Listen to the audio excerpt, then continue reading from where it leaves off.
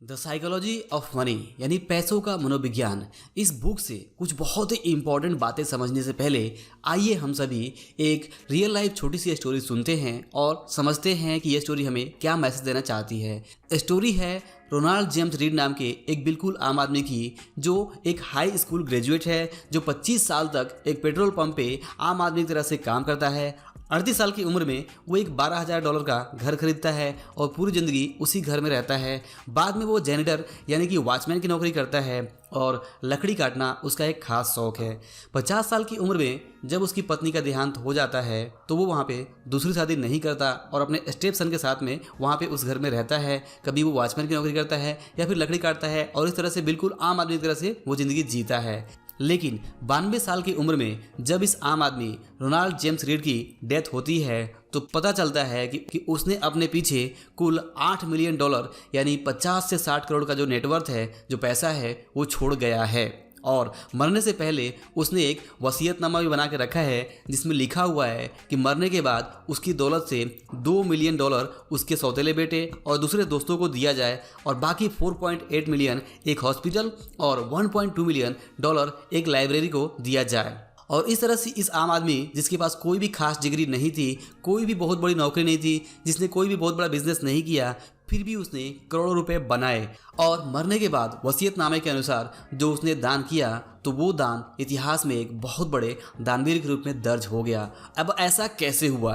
कैसे इस आम आदमी ने करोड़ों रुपए जमा किए थे? क्या उसकी कोई लॉटरी लगी थी या कुछ और बात थी? इसके बारे में हम आगे बात करेंगे, लेकिन आइए एक और दूसरे व्यक्ति की रियल लाइफ स्टोरी को देखते हैं जिसका नाम है रिचर्ड फुस्कोन, जिसके पास दुनिया के एक सबसे बड़े कॉलेज एजुकेशनल इंस्टीट्यूट हार्वर्ड से मास्टर इन बिजनेस यानी MBA की डिग्री है और जो एक बहुत ही बड़ा बिजनेसमैन होता है।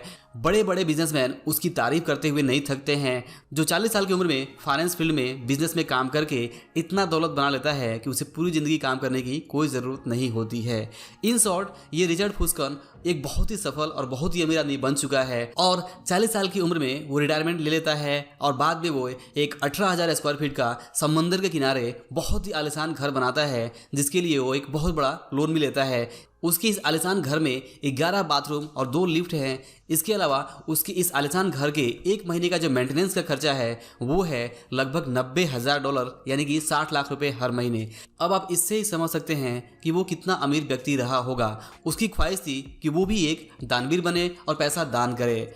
लेकिन हुआ कुछ ऐसा कि 2008 में जो आर्थिक मंदी आई उसके बाद उसने जो नहीं सोचा था वही हुआ। उसे बहुत बड़ा नुकसान हुआ, इतना बड़ा नुकसान हुआ कि उसने जो बैंक से लोन लिया था उसे वो चुका नहीं सकता था और इसके लिए उसे अपने आप को दिवालिया यानी बैंकरप्ट घोषित करना पड़ा और इस तरह से उसका सब कुछ बिक गया। उसका जो वो आलीशान घर था, उसकी जो गाड़ियाँ थी शानदार, सब कुछ बिक गया और इतना highly educated successful businessman investor होने के बावजूद रिचर्ड फुस्कन नाम का ये व्यक्ति सड़क पे आ गया और दिवालिया हो गया। अब सवाल है ऐसा कैसे हुआ कि इतना हाईली एजुकेटेड होने के बाद से, इतना समझदार होने के बाद से ये आदमी सड़क पे आ गया, दिवालिया हो गया। जबकि दूसरी तरफ हमने एक स्टोरी देखी थी जिसमें कि रोनाल्ड जेम्स रीड ने बिना किसी खास डिग्री, बिना किसी खास नौकरी, बिना किसी खास बिजनेस के करोड़ों रुपए जमा किए, जिसे आज दुनिया एक बहुत बड़े दानवीर और निवेशक के रूप में जानती है। अब सवाल ये है कि क्या ये दोनों स्टोरी सच है और अगर सच है तो इससे हम क्या कुछ सीख सकते हैं? तो दोस्तों, सबसे पहले मैं आपको ये बता दूं कि ये दोनों भी स्टोरी सच्ची है, दोनों भी घटनाएं सच्ची हैं। रोनाल्ड जेम्स रीड के बारे में आप विकिपीडिया में डिटेल में पढ़ सकते हैं कि एक आम आदमी होते हुए भी उसने किस तरह से अपना नाम इतिहास के एक महान निवेशक और दानवीर के रूप में दर्ज किया। अब दूसरा इंपॉर्टेंट सवाल ये है कि रोनाल्ड जेम्स रीड ने ऐसा कैसे किया? क्या उसकी कोई लॉटरी लगी थी या कुछ और बात थी? तो दोस्तों, इसका जवाब ये है कि रोनाल्ड जेम्स रीड ने कुछ भी अलग नहीं किया था। बस उसने पेशेंस के साथ, धैर्य के साथ अपनी कमाई का एक हिस्सा ब्लू चिप स्टॉक्स में निवेश करते रहा और लंबे समय में उसने जो इन्वेस्टमेंट किए थे उसमें से कुछ जो निवेश थे वो कंपाउंडिंग की वजह से इतने ज़्यादा हो चुके थे, यानी कि उसके कुछ $1,000 का इन्वेस्टमेंट $80 लाख बन चुका था। जी हाँ, यही सच्चाई है और रोनाल्ड जेम्स रीड ने यही किया था। बस उसने बहुत ही नॉर्मल और कॉमन सेंस का यूज करके उसने कुछ ब्लू चिप स्टॉक्स में निवेश किए थे और लंबे समय के लिए निवेश किया था और उस निवेश से उसने बहुत ज़्यादा छेड़छाड़ नहीं की थी, बस लंबे समय तक इंतजार किया और वो करोड़ों रुपए बना लिया। अब वहीं पर जो दूसरी स्टोरी थी रिचर्ड फुस्कन की, उस बंदे के पास बिजनेस फाइनेंस के बारे में, पैसे के बारे में बहुत कुछ पता था, इन्वेस्टिंग के बारे में बहुत कुछ पता था, जिसने करोड़ों रुपए कमाए भी थे, बहुत बड़े बड़े बिजनेसेस भी किए, लेकिन अंत में उसे अपने आप को दिवालिया घोषित करना पड़ा। और इसके पीछे सबसे बड़ा कारण था उसका लालच, ढेर सारा पैसा यूं ही खर्च करने की आदत, फिजूल खर्ची और दुनिया के प्रति, पैसे के प्रति उसकी सोच, उसका ओवर कॉन्फिडेंस और ज़रूरत से ज़्यादा रिस्क लेना और पैसे के प्रति उसका व्यवहार। अब सवाल ये है कि आप इन दोनों घटनाओं से, इन दोनों स्टोरी से क्या सीख सकते हैं। तो दोस्तों, सबसे पहले अगर आप ध्यान से देखें तो ऐसी बहुत सारी हजारों रियल लाइफ स्टोरी आपके आसपास भी देखने को मिल जाएगी, जिसमें आप देखेंगे कि आपके आसपास ऐसे बहुत सारे लोग होंगे जो एक टाइम पे बहुत अमीर रहे होंगे, बड़े बड़े घर उनके पास होंगे, बड़ी बड़ी गाड़ियों के वो मालिक होंगे, और बाद में कुछ ऐसे लोग सड़क पे आ जाते हैं, उनका सब कुछ बिक जाता है और वे आर्थिक रूप से बर्बाद हो जाते हैं। जबकि दूसरी तरफ आप ये भी देखेंगे कि बहुत सारे ऐसे लोग भी होते हैं जो बहुत ही कम पढ़े लिखे लोग होते हैं,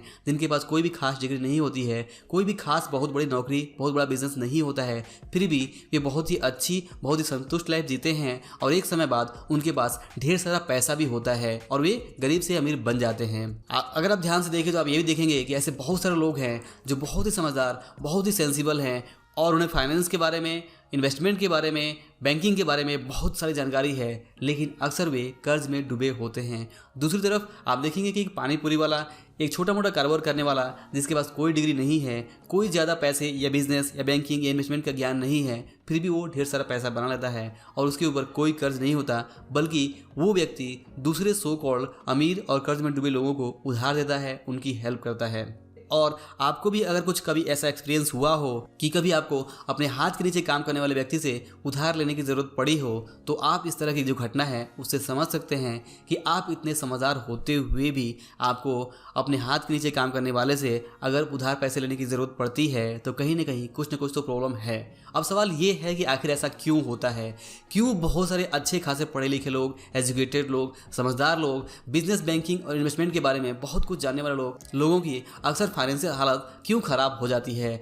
तो दोस्तों, इसी सवाल का जवाब देता है ये book the psychology of money, यानी पैसों का मनोविज्ञान, जिसे लिखा है मिस्टर मॉर्गन हॉसल ने। और उन्होंने बहुत ही खूबसूरत तरीके से, बहुत ही सिंपल छोटी छोटी स्टोरियों से ये समझाने की कोशिश की है कि वास्तव में जो पैसे का मनोविज्ञान है वो बहुत ही ज़्यादा इंपॉर्टेंट है, ना कि पैसे के बारे में, इन्वेस्टिंग के बारे में टेक्निकल ज्ञान। जी हाँ, पैसों को लेकर या बिजनेस को लेकर, इन्वेस्टिंग के लेकर जो साइकोलॉजी है वो बहुत ही ज़्यादा इंपॉर्टेंट है। और इस तरह से इंट्रोडक्शन पार्ट में जो पहला और बहुत बड़ा लेसन वो बताते हैं वो ये है कि doing well with money has a little to do with how smart you are and a lot to do with how you behave with money, and behaviour is hard to teach even to really smart people.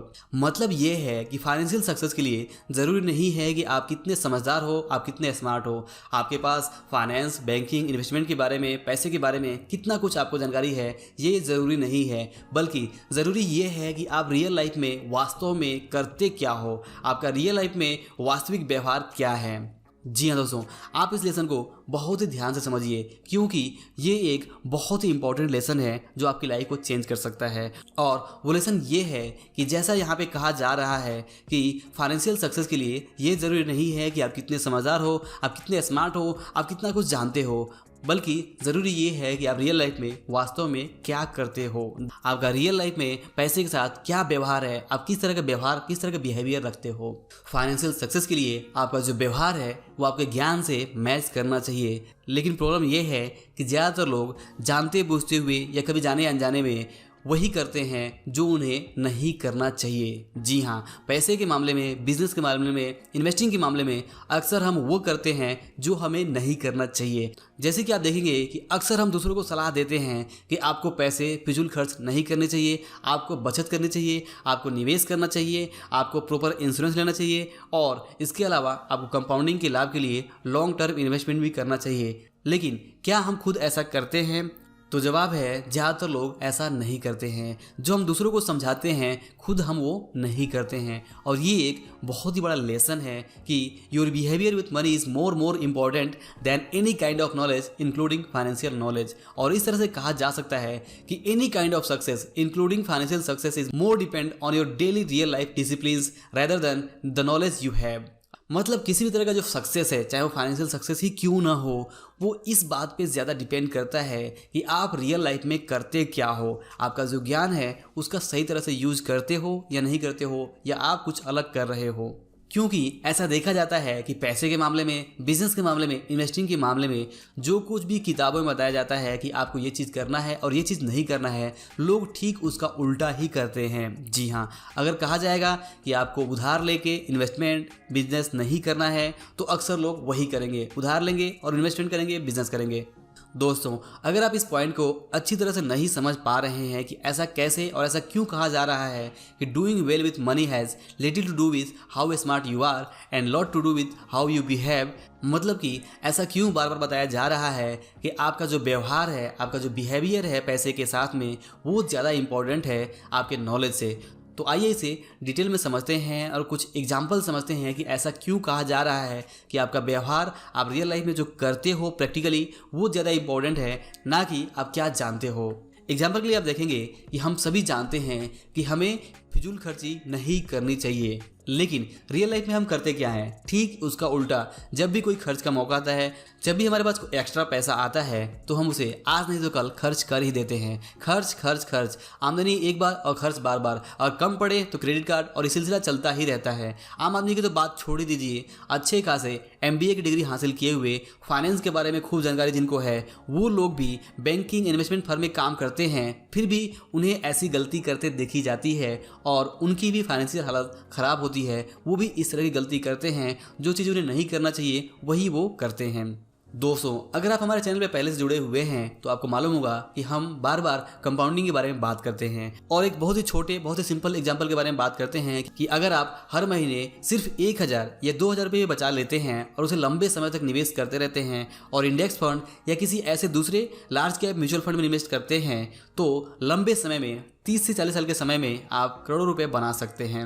हमें सुनने में, समझने में अच्छा लगता है और हम जानते हैं कि थ्योरेटिकली ये सही है, लेकिन वास्तव में कितने लोग ऐसा करेंगे? तो जवाब होगा बहुत ही कम, शायद हजारों में कोई एक। इसके अलावा हम ये भी जानते हैं कि हमें हर महीने अपनी आमदनी का कम से कम एक 10% हिस्सा या उससे ज़्यादा, जितना भी कंफर्टेबल हो उतना पैसा हमें हर महीने ज़रूर बचाना चाहिए और उसका सही तरह से निवेश करना चाहिए। लेकिन अब आप ही बताइए कि ऐसा कितने लोग रेगुलर डिसिप्लिन के साथ करते हैं? तो जवाब होगा बहुत ही कम। जी हाँ, हम जानते हैं कि हमें हर महीने एक निश्चित अमाउंट जरूर बचाना चाहिए, सेव करना चाहिए, इन्वेस्ट करना चाहिए, लेकिन बहुत ही कम लोग रेगुलरली डिसिप्लिन के साथ ऐसा कर पाते हैं। इसके अलावा हम ये भी जानते हैं कि हमें हर महीने एक बजट बनाकर अपनी आमदनी, अपने पैसे, अपने खर्च को मैनेज करना चाहिए। यानी कि हम सभी बजट के इंपॉर्टेंस को समझते हैं कि हमें बजट बनाकर ही चलना चाहिए। लेकिन अब आप बताइए कि वास्तव में कितने लोगों को आपने बजट बनाते हुए देखा है? तो जवाब होगा 100 में से मुश्किल से 5 लोग या 10 लोग, या वो भी नहीं। इसी तरह से हम जानते हैं कि इंश्योरेंस कितना इंपॉर्टेंट है। हम इंश्योरेंस उस वक्त नहीं ले सकते जब हमें ज़रूरत होती है। तो टर्म इंश्योरेंस या मेडिकल इंश्योरेंस बहुत ही इंपॉर्टेंट है। हम जानते हैं ये बहुत ही काम में आ सकता है अगर हमारे साथ कुछ ऐसी घटना होती है। लेकिन आप बताइए कि कितने लोग प्रॉपर इंश्योरेंस लेते हैं, प्रॉपर टर्म इंश्योरेंस या मेडिकल इंश्योरेंस लेते हैं? तो जवाब होगा बहुत ही कम, 1000 में कोई एक। इसी तरह से हम ये भी जानते हैं कि अगर आप स्टॉक मार्केट का लाभ लेना चाहते हैं, वहाँ पर ट्रेडिंग करना चाहते हैं, इन्वेस्टमेंट शुरू करना चाहते हैं, तो आपको वहाँ पे प्रॉपर ज्ञान हासिल करना चाहिए और प्रॉपर एक्सपीरियंस होने के बाद से ही आपको रिस्क मैनेजमेंट का ख्याल रखते हुए आपको निवेश या ट्रेडिंग करनी चाहिए। लेकिन ऐसा कितने लोग करते हैं? ज़्यादातर लोगों के पास जब थोड़ा बहुत पैसा जमा होने लगता है तो उस पैसे को फटाफट बढ़ाने के चक्कर में, जल्द से जल्द उस पैसे को ढेर सारा पैसा बनाने के चक्कर में, वे बिना सीखे समझे, बिना प्रॉपर एक्सपीरियंस हासिल किए हुए, बिना रिस्क मैनेजमेंट को फॉलो किए हुए, सीधा सीधा किसी का टिप या किसी दूसरे यूट्यूबर या किसी दूसरी चीज़ को फॉलो करते हुए निवेश करते हैं, इन्वेस्टमेंट करते हैं, ट्रेडिंग करते हैं, और होता ये है कि वे एक दिन सारा पैसा गंवा देते हैं। और ऐसे केस में बाद में वे मार्केट से फाइट करते हैं, और जब तक वे इस हकीकत को समझते हैं कि उन्हें पहले ही सीख लेना चाहिए था, पहले ही थोड़ा समय देना चाहिए था, थोड़ा उन्हें वेट करना चाहिए था, तब तक बहुत देर हो चुकी होती है। वे तब तक बहुत कुछ गंवा चुके होते हैं। तो दोस्तों, आई होप कि आपको इन सभी एग्जाम्पल से ये बात बिल्कुल भी क्लियरली समझ में आ गया होगा कि वास्तव में हम जो करते हैं, जो हमारा व्यवहार है पैसे के साथ में, बिजनेस के साथ में, इन्वेस्टिंग के साथ में, वो बहुत ही ज़्यादा इंपॉर्टेंट है, ना कि हम क्या कुछ जानते हैं। क्योंकि ऐसा देखा जाता है कि जो सही है, जो सही बातें हम जानते हैं, उसके ठीक उल्टा ही हम रियल लाइफ में करते हैं। तो दोस्तों आई होप कि आपको यहाँ पे इम्पॉर्टेंट लेसन मिला होगा कि वास्तव में आपके साथ क्या गलती हो रही है। आप जो जानते हो और जो करते हो उसके बीच में कितना डिफरेंस है, मतलब आपकी कथनी और आपकी करनी में कितना फ़र्क है। और इसी चीज़ से सारा फ़र्क पड़ता है। और जो हमने शुरुआत में 2 स्टोरी देखी वो हमें यही समझाने की कोशिश करता है कि वास्तव में अच्छे समझदार लोग भी इस तरह की गलती करते हैं और जानते हैं कि क्या उन्हें नहीं करना चाहिए, फिर भी वो करते हैं। और हो सकता है कि आप भी कुछ ऐसी गलती कर रहे हो।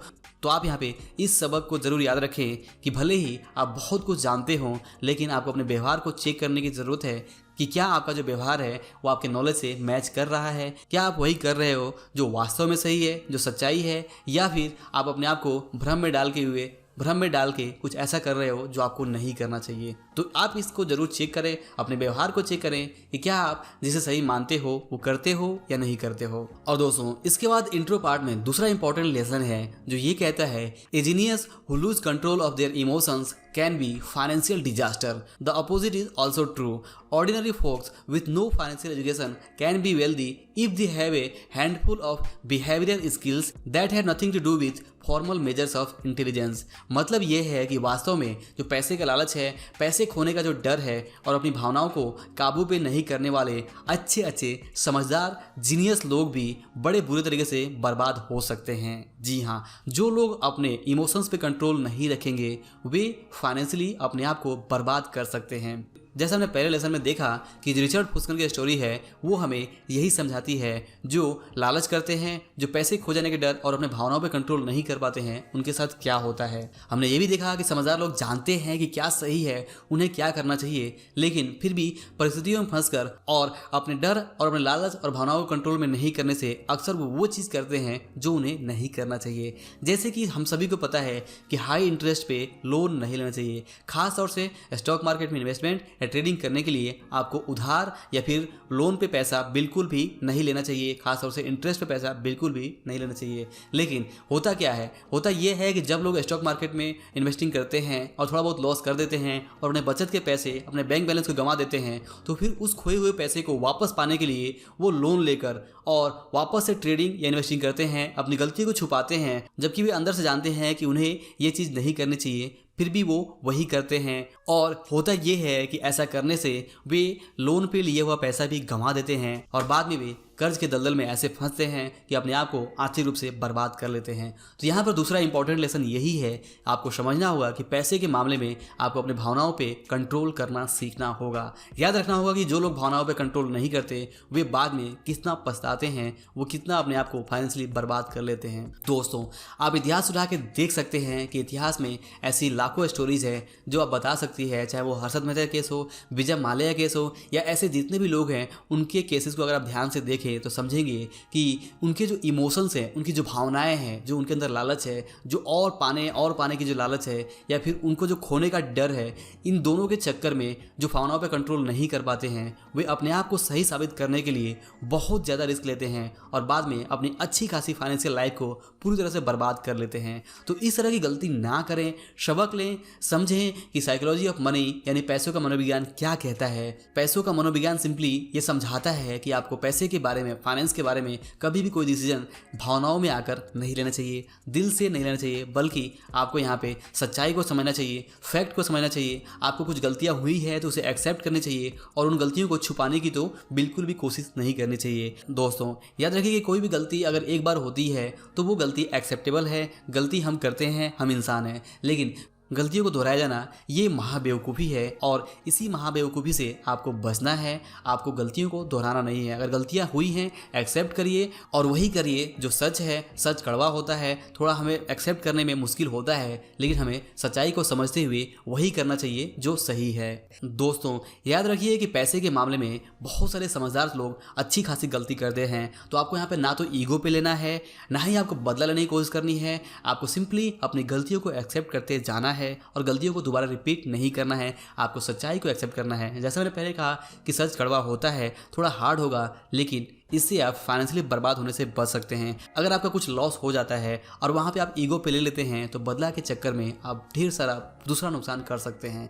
तो आप इस तरह की गलती ना करें, और यही है साइकोलॉजी ऑफ मनी, पैसों का मनोविज्ञान, जिसके बारे में आपको समझना है। और ये बुक बहुत ही शानदार बुक है जो हमें पैसे के बारे में वो चीज़ बताता है जिसके ऊपर अक्सर ध्यान नहीं दिया जाता है। अक्सर आप देखेंगे कि पैसे के मामले में लोग मैथमेटिक्स पे और कैलकुलेशन पे, टेक्निकल पे ज़्यादा फोकस करते हैं, नॉलेज पे ज़्यादा फोकस करते हैं, लेकिन साइकोलॉजी को भूल जाते हैं। जबकि साइकोलॉजी हमारे फाइनेंशियल सक्सेस में बहुत ही ज़्यादा इंपॉर्टेंट है, और ये बात हमने पहले ही देख लिया हुआ है। तो दोस्तों, आई होप कि आपको इस वीडियो से जो इंपॉर्टेंट लेसन है वो ज़रूर मिला होगा कि आपको क्या करना चाहिए और क्या नहीं करना चाहिए। आपको अपने बिहेवियर को चेक करने की आज ही ज़रूरत है, तो अपने बिहेवियर को आज ज़रूर चेक करें और समझें कि आप क्या वही कर रहे हैं जो आपको करना चाहिए या कुछ अलग कर रहे हैं। तो दोस्तों, इस वीडियो में बस इतना ही। वीडियो ऑलरेडी बहुत लंबा हो चुका है, तो इस वीडियो को हम यहीं पे क्लोज करते हैं। मिलते हैं अगले वीडियो में, तब तक के लिए आप मुझे विदा दीजिए। और अगर वीडियो अच्छा लगा हो, वैल्यूएबल लगा हो, तो आप इसे लाइक और शेयर जरूर करिए, क्योंकि पैसे के मनोविज्ञान के इस फैक्ट के बारे में हम सभी को ध्यान से समझने की ज़रूरत है और इसे अप्लाई करने की भी ज़रूरत है। तो अंत में इस वीडियो को पूरा देखने के लिए और हमारे साथ जुड़े रहने के लिए आप सभी का दिल से बहुत बहुत धन्यवाद।